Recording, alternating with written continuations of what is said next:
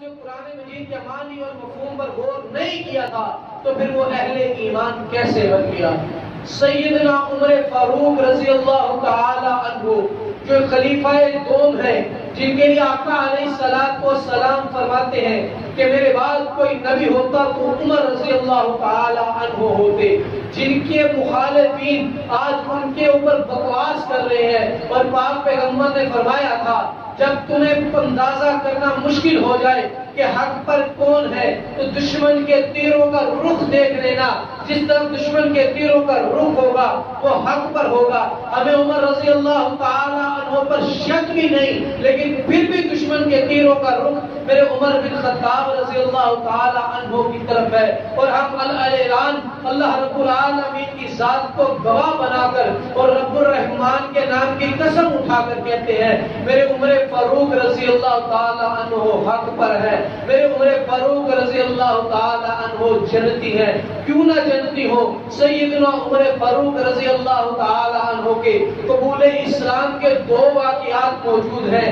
ان دونوں واقعات میں پہلا واقعہ سیدنا عمر بن خطاب رضی اللہ تعالی عنہ کا یہ ہے کہ عمر گھر سے نکلتے ہیں پاک پیغمبر علیہ السلام کو قتل کرنے کے ارادہ سے۔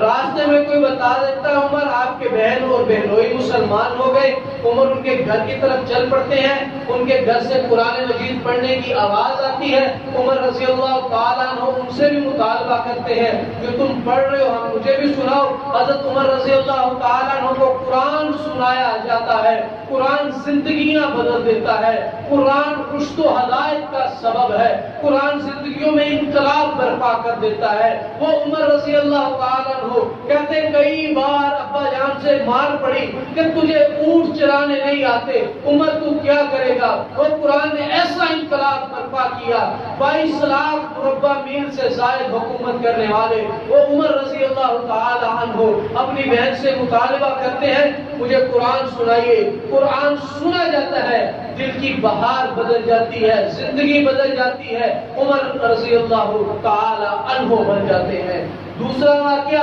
سیدنا عمر رضی اللہ تعالی عنہ کا یہ مشہور ہے کہ عمر رضی اللہ تعالی عنہ مسجد حرام کے اندر آقا علیہ السلام کی قرآن مجید کی تلاوت کو سننے کے لیے آتے ہیں۔ وہ قرآن اگر ایک صحابی پڑھے تو آسمان کے ملائکہ نیچے اتر آئے، وہ قرآن مدرسے کا طالب علم پڑھے تو اس کے قدموں کے نیچے فرشتے پر بچھا دے، وہ قرآن ایک مدرسے کا استاد پڑھے تو اللہ رب العالمین کی رحمتوں کا نزول ہو جائے۔ وہ قرآن جب سیدنا جناب محمد رسول اللہ صلی اللہ تعالی علیہ وآلہ وسلم پڑھے، پھر عمر بن خطاب رضی اللہ تعالی اس قرآن کو سن رہے ہو تو کیسے ممکن تھا کہ عمر رضی اللہ تعالیٰ عنہ اس قرآن کی تلاوت کی گرفت میں نہ آتے، ان کی زندگی نہ بدلتی، ان کا زندگی کا قانون نہ بدل جاتا۔ وہ عمر رضی اللہ تعالیٰ عنہ جو اس قرآن کی تلاوت کو پاک پیغمبر علیہ السلام کی زبان سے سنتے ہیں،